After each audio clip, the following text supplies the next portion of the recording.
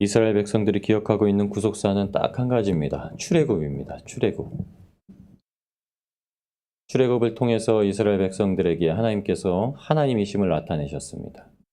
출애굽 때 애굽에서 하나님을 이스라엘 백성들이 간구하진 않았습니다. 왜냐하면 출애굽하기 전에 애굽 땅에서 400년 동안 살 때에는 그들이 힘들게는 일했지만 그들에게 만족할 만한 것들이 우리가 누리는 세상하고 똑같이 주어졌습니다. 수고한 만큼 얻은 게 있었던 때예요. 그들이 거하고 있는 고센 땅에는 하나님께서 날마다 보호하시던 곳이기 때문에 얼마나 그 이스라엘 백성들이 건강하게 지냈냐면 불 끄고 자면 애가 나와요. 불 끄고 자면 애가 나오고 저희 70년대, 80년대 삶과 똑같습니다. 인원이 막 불고 열심히 일한 수고의 대가대로 집도 사고 땅도 사고 애들 공부도 시키고 이렇게 지냈던 셈입니다. 그러니까 400년 동안 그렇게 큰 불만이 없었어요. 근데 400년이 지나면서 이스라엘 백성들이 애굽 사람들보다 많아지고 더 강성해지면서 딱 한 가지만 이제 이스라엘 백성들의 마음에 힘든 것으로 다가옵니다. 그게 뭐냐면 이제 일이 고역이 되는 거예요. 일이 너무 과중하고 너무 힘들어져서 그것 때문에 이제 하나님 앞에 힘들다 하는 그 간구의 소리가 들리기 시작합니다. 그러니까 이스라엘 백성들이 기억하고 있는 딱 한 가지 건지셨던 출애굽을 시키셨던 그 사건은 이스라엘 백성들이 바로 그것만 딱 기억하고 있다는 거예요. 아, 우리 힘들 때 하나님이 꺼내주셨지. 우리 힘들 때 하나님이 건져주셨지. 이 땅 가운데 우리가 살면서도 우리가 이 땅에 사는 삶이 힘드니까 하나님 건져주시겠지. 이 땅에서 나 못 사니까, 나 밥 먹을 거 부족하니까, 내 애들 가르치는 거 부족하니까, 얘가 잘못된 길로 갈까 봐 걱정되니까 하나님 앞에 간구하는 게 그게 딱 한 가지가 그거였다는 겁니다. 근데 하나님께서 이제 내가 더 이상 너희들에게 출애굽시킨 하나님으로서 나타나지 않겠다 이렇게 말씀하신 거예요. 너희의 신음소리와 너희의 어려워하고 너희의 아파하는 것들 때문에는 내가 너희에게 나타나지 않겠다라고 말씀하신 거예요. 이스라엘 백성들을 하나님께서 출애굽시키실 때의 목적은 이스라엘 백성들의 신음소리 때문이 아니라 이스라엘 백성들을 광야로 이끄셔서 이스라엘 백성을 예배 드리게 하는 예배자로서 세우는 게 목적이셨습니다. 그 신음소리는 들었지만 그 신음소리가 왜 생겼냐면 예배 드리지 않았기 때문에 그런 거예요. 400년 동안 그냥 불가마 앞에서 열심히 수고하고 나오면 그냥 맥주라기도 좀 구워 먹고 마늘하고 파 이거 아주 몸에 좋은 것들 먹었던 시절에 것들을 딱 먹고서 그날 딱 자고서 다음날 일어나면 오늘 또 그냥 힘내서 일해봐야지 하고 지냈던 때가 아니라 이제 사람들이 살아갈 수 있는 힘의 원동력이 무엇이 됐냐면 예배입니다. 예배. 출애굽 시키셔서 광야에 아무것도 없는 메추라기도 없고요. 파도 없고요. 마늘도 없고요. 그곳에서 하나님께서 살아갈 수 있는 힘의 원동력은 제단을 쌓아놓고 예배를 드리는 겁니다. 그래서 첫 번째로 하나님께서 명령하신 게 바로 이 제단을 쌓아놓고 예배를 드릴 수 있는 예배법을 형성하신 거예요. 그게 레위기에 딱 나온 겁니다. 레위기는 이상한 책이 아니고 어렵고 힘든 책이 아니라 처음에 나오는 게 이제 번제부터 나오는 겁니다. 그럼 어떻게 예배를 드려야 되냐?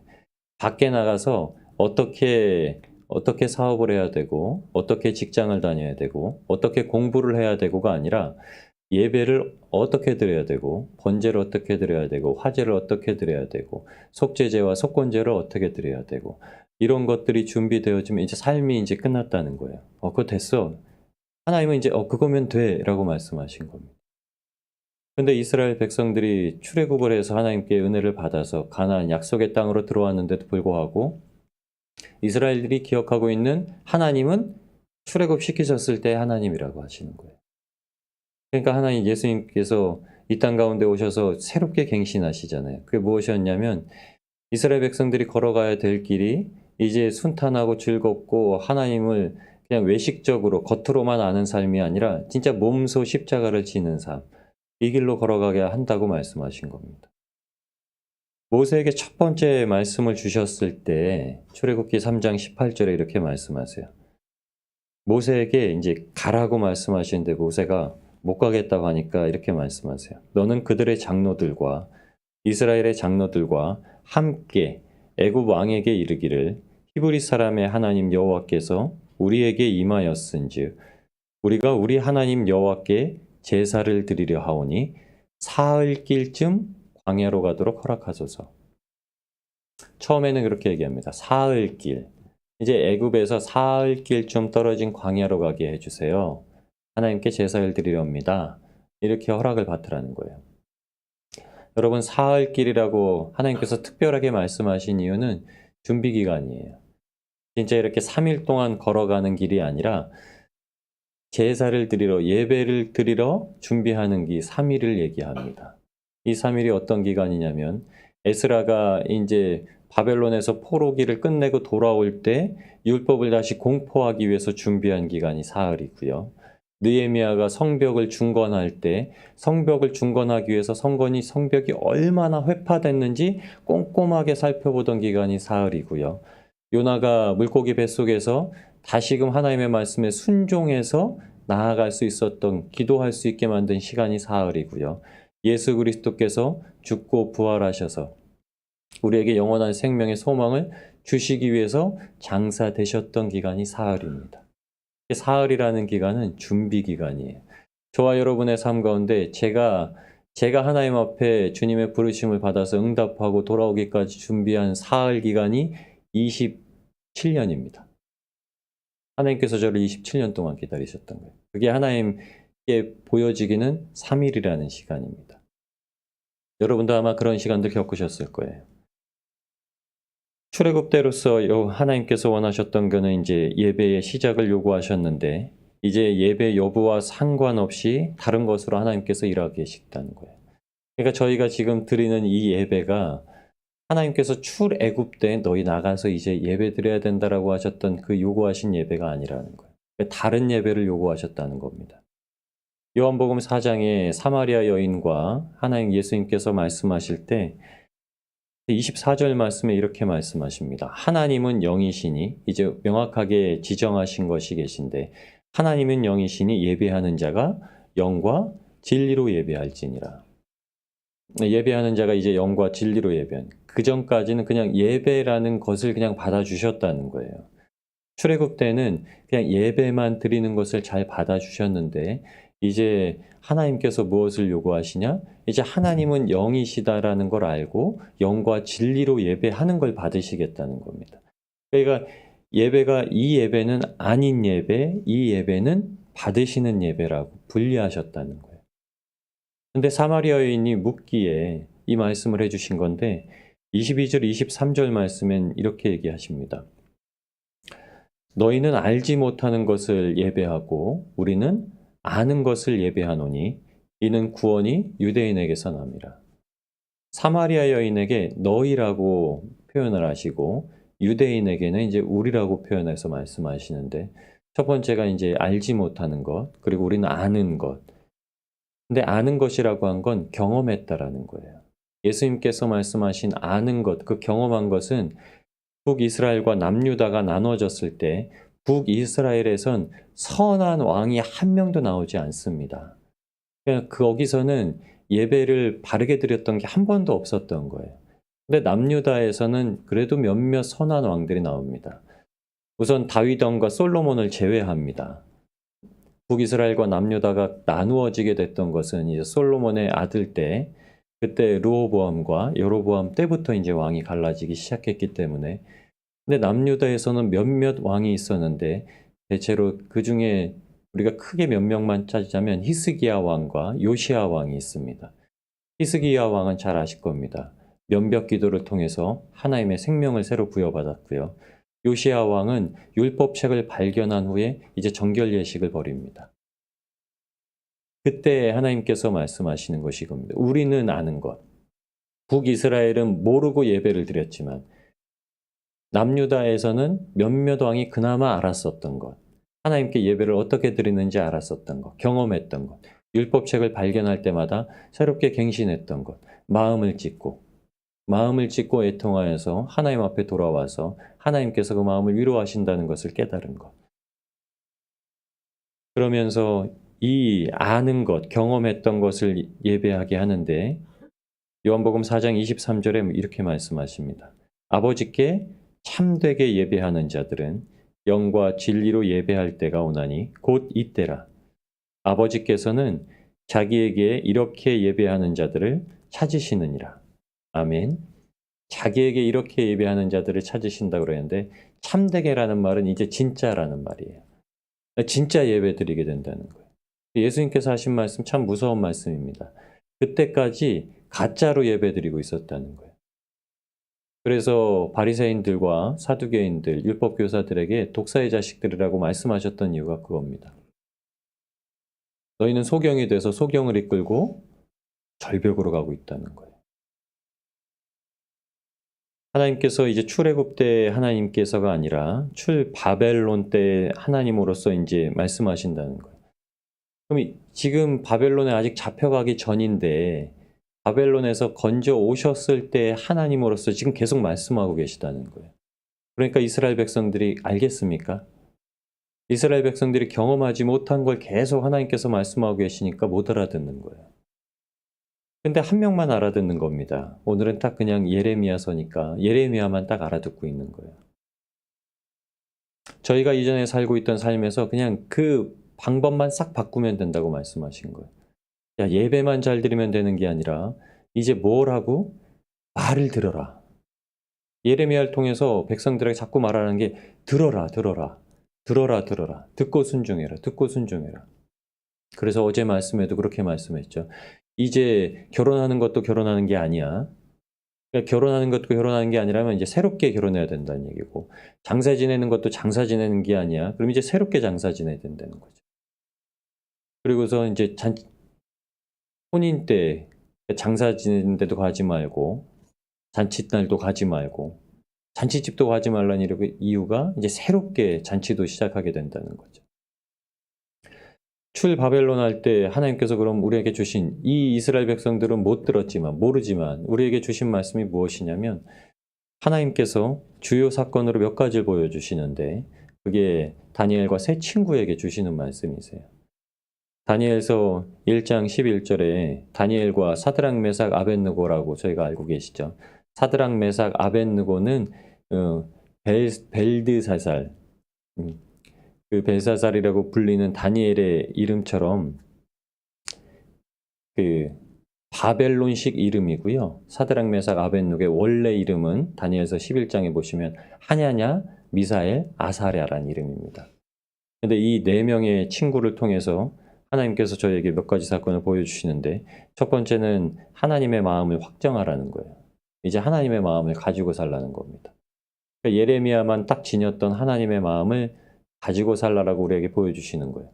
그러니까 이 이스라엘 백성들이 끊임없이 깨닫지 못했던 이유는 깨닫지 못했던 것을 가지고 다니엘서를 통해서 이제 바벨론에서 건지셨을 때 하나님이 누구신지를 저희한테 보라고 하시는 거예요. 참 감사한 겁니다. 이스라엘 백성을 통해서 저희한테 그 본보기를 예시를 딱 주신 거예요. 다니엘서 1장 8절에 다니엘과 친구들이 이제 바벨론으로 잡혀갔을 때 이제 왕궁에서 나오는 음식이라고 하면은 그 당시에 우상을 섬겼던 것들을 제물로 삼아서 드린 이후에 걷어들인 것들이기 때문에 그것을 먹지 않겠다고 이제 다니엘이 마음을 정합니다. 성경은 이렇게 얘기합니다. 성경은 뜻을 정하여 다니엘이 마음을 정했다는 거예요. 다니엘이 뜻을 정하여 왕의 음식과 그가 마시는 포도주로 자기를 더럽히지 아니하리라. 성경에 이렇게 기록하고 있습니다. 왕 앞에서 이렇게 얘기했다면 어떡하겠죠? 벌써 죽었죠. 왕이 주는 음식을 더럽게 하는 음식이라고 말하는 거예요. 다니엘이 근데 그 어린 나이에 뜻을 정해서 내가 왕궁에서 나오는 음식과 왕이 주는 포도주로 말미암아 나를 더럽히지 않겠다. 세상에서 주는 것으로 말미암아 세상 기준을 가지고 먹는 것으로 말미암아 나를 더럽히지 않겠다라고 다니엘과 친구들이 뜻을 정했다는 거예요. 그 확정했다는 뜻입니다. 확정. 뜻을 정하여 그러면 정하다라는 말이 딱 확정했다는 거예요. 이제 죽어도 난 상관없다는 거예요. 죽어도 안 하겠다 이거예요. 첫 번째 하나님께서 이 이스라엘 백성들에게 원하신 마음은 예레미야를 통해서 원하신 마음은 다니엘에게 표현하신 이겁니다. 뜻을 정해서 뜻을 내가 이제 딱 내 마음을 확정해서 그렇게 하지 않겠다. 하나님께서 원하시는 대로 하겠다. 그리고 두 번째는 하나님의 지혜로 살겠다고 선포한 겁니다. 다니엘서 2장 28절에 이제 다 죽게 생긴 사건이 벌어집니다. 느부갓네살 왕이 꿈을 꾸는데 꿈을 해석을 못 하겠는 거예요. 점쟁이를 불러도 점쟁이도 모른다는 거예요. 왜 점쟁이가 모른다는지 아시죠? 꿈을 얘기를 안 해주니까 모르겠다는 거예요. 느부갓네살이 이렇게 얘기한 겁니다. 자기가 꿈을 꿨는데 꿈이 잘 생각이 안 나요. 근데 아주 기분 나쁜 꿈이에요. 그러니까 이 꿈이 뭔지, 내가 무슨 꿈을 꿨는지, 그리고 이 꿈이 무엇을 말하는지 해석하라는 거예요. 점쟁이도 마법사도 다 불러다 가는데 꿈을 해석을 못 하는 거예요. 그냥 다 죽여버리겠다고 말하는 거예요. 너희는 다 가짜다. 너희는 다 거짓말쟁이야. 그러니까 죽여버리겠다고 얘기하는데 다니엘이 그때 하나님 앞에 우리 기도하자라고 친구들을 불러 모으고 하나님 앞에 기도하고 구합니다. 지혜의 하나님 주시옵소서. 무슨 사건인지 주시옵소서. 저와 여러분의 삶에서 벌어지는 일들이 무슨 사건인지 하나님 알게 해 주시옵소서. 우리가 벌어지는 사건을 그냥 세상적으로 눈을 가지고 보면은 일반 사람들이랑 똑같은 이유 때문에 벌어지는 거예요. 내가 못했기 때문에, 내가 속았기 때문에, 내가 잘못했기 때문에. 근데 그 사건들이 아니라는 거예요. 여러분, 그리스도인들이 사는 삶에서 일반적으로 우연히 벌어지는 일은 없다는 거예요. 뜻을 정하고 하나님께 구했다는 겁니다. 다니엘서 2장 28절에 오직 은밀한 것을 나타내시는 이는 하늘에 계신 하나님이시라. 아멘. 이 사건이 무엇인지 이제 하나님 앞에 말씀으로 받아 누리고 살겠다는 거예요. 이스라엘 백성들이 그냥 계속 동일한 말만 하고 있었다는 거예요. 바벨론에서 나왔는데 우리가 뭔 잘못을 했냐? 뭔 잘못을 했기 때문에 우리한테 이런 사건이 벌어지냐? 근데 하나님께서 그 사건을 주신 이유가 반드시 있다라는 거예요. 그 백성들이 마음을 회개하는, 마음을 돌이키고 회개해야만 하는 일이 있기 때문에 그 사건을 주셨다는 겁니다. 저와 여러분에게 사건 벌어지는 사건 가운데 이 사건이 과연 나를 어떻게 돌이키게 하려는지, 내 자녀를 어떻게 돌이키게 하시려는지 그것들을 분명히 깨달아 알게 하시는데 이게 바로 하나님의 지혜로서만 나오게 하신다. 그리고 세 번째 마음을 정하게 하시는 게 있는데 신앙의 타협점이 이제 없다라는 걸 고백한 거예요.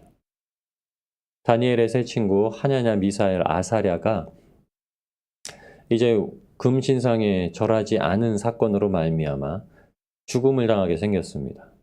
그때 이 세 친구가 이렇게 얘기합니다. 다니엘서 3장 16절에 사드락, 메삭, 아벳느고가 왕에게 대답하여 이르되 왕 앞에서 왕한테 이렇게 얘기한 겁니다. 우리가 이 일에 대하여 왕께 대답할 필요가 없나이다. 우리가 섬기는 하나님께서 이렇게 말씀해요. 왕 앞에서 왕이 자기가 신이다라고 우상에게 절하라고 했는데 이 세 친구가 가서 하는 말이 이거예요. 우리가 왕께는 이 절하고 말고 문제에 대해서 말할 필요가 없습니다. 우리가 섬기는 하나님께서 계시기 때문에 이렇다는 거예요. 그렇게 얘기한 거예요. 신앙에 타협점이 없습니다. 우리가 섬기다라고 말한 이 히브리어가 쪼개다는 뜻이에요. 원래 섬기다, 예배하다라는 뜻으로 구약에서 10번이나 쓰인 단어인데 이게 원래 원 의미는 쪼개다라는 거예요. 그러니까 아예 내 마음을 탁 쪼개가지고 이건 아무것도 아니야 라고 이렇게 왕 앞에서 얘기했다는 거예요. 그리고 다니엘서 6장에 다니엘도 누구든지 이제 왕 외에 다른 신에게 절하는 자에게 이제 형벌을 내리겠다. 일부러 다니엘을 잡으려고 그렇게 법을 정한 겁니다. 그럼에도 불구하고 다니엘이 조서의 왕의 도장이 찍힌 것을 알고도 법이 그렇게 정해진 것을 알고도 다니엘이 돌아와서 윗방에 올라와 예루살렘으로 향한 창문을 열고 전에 하던 대로 하루 3번씩 무릎을 꿇고 기도하며 그의 하나님께 감사하였더라. 아멘. 타협하지 않은 이유가 뭐라고요? 하나님 앞에 감사하기 위해서. 하나님 앞에 하루 3번 날마다 감사한 일이 있었다는 거. 아침에, 점심에, 저녁에. 감사한 일이 있었다는 건 그냥 아이고 하나님 감사합니다라고 얘기했다는 게 아니에요. 그냥 의식적으로 하나님 감사합니다라고 얘기했다는 게 아니라 아침에 어떤 일을 말미암아 하나님 앞에 감사의 일을 경험했고, 점심에 어떤 일을 말미암아 하나님 앞에 감사를 경험했고, 저녁에 어떤 일을 말미암아 하나님 앞에 감사의 일을 경험했다고 하시는 겁니다. 그렇기 때문에 타협하지 않았다는 거예요. 첫 번째는 하나님의 마음을 받아서 확정했고, 하나님의 마음을 자기 마음으로 확정했고, 두 번째는 하나님의 지혜를 세상 가운데 선포했고, 세 번째는 신앙의 타협점을 두지 않았다는 거예요. 하나님께서 이스라엘 백성들에게 원래 요구하셨다는 게 그겁니다. 그래서 하나님께서 오늘 본문 15절 말씀에 이렇게 말씀하신 거예요. 내가 이제 여호와의 쫓겨났던 나라에서 인도하여 내신 여호와의 사심으로 맹세하리라. 하나님의 이름으로 맹세하시겠다는 거예요. 이스라엘 백성들이 무엇을 해서가 아니라 이스라엘 백성들이 지금 그렇게 말을 안 듣고 하나님의 말씀을 거부하고 있는데도 그냥 내 이름으로 맹세하고 너희를 건지겠다 이렇게 말씀하신 거예요. 저와 여러분이 무언가를 잘해서 건지시겠다고 하신 게 아니라 하나님께서 이렇게 할 것을 아시고 그렇게 하셨다는 거예요. 저와 여러분이 그렇게 지금 하나님 앞에 확정을 하고 마음을 확정을 하고 하나님 앞에 그 지혜를 받아서 성령의 이끄시는 대로 살아가고 하나님 앞에 신앙을 우리가 곤고히 해서 하나님 앞에 날마다 감사드릴 것을 사는 인생을 사시면 하나님께서 이제로부터 영원토록 약속하신 것을 이루신다고 말씀하신 겁니다. 오늘도 하나님께서 그 일을 위해서 사건들을 주신다고 하시는 거예요. 16절부터 21절까지의 말씀은 그냥 그거 읽어보시면 이것 때문에 그냥 사건들 주신다고 하신 거예요. 어부한테도 다 끌어올리리라, 포수한테도 다 잡히게 하리라. 그런데 19절 말씀에 예레미야가 이 사건을 통해서 우리에게 우리의 힘과 요새요, 우리의 피난처가 되셨다라고 고백을 하고 마치고 있는 겁니다. 하나님께서 오늘도 저와 여러분의 삶 가운데서 하나님의 능력을 베푸실 겁니다. 하나님께서 그 능력을 베푸셔서 우리가 하나님 앞에 날마다 감사할 것이 있는 인생, 하나님으로 말미암아 생명 얻고 사는 것 감사하고 주님 앞에 모든 것을 돌려드릴 수 있는 인생으로 오늘도 살게 하실 겁니다. 오늘도 이 감사를 경험하시기 바랍니다. 아침, 점심, 저녁 다니엘과 같이 3번 하나님 앞에 감사할 수 있는 복된 인생으로 주님과 함께 동행하시는 사랑하는 여러분들 되시길 예수님의 이름으로 축원합니다. 우리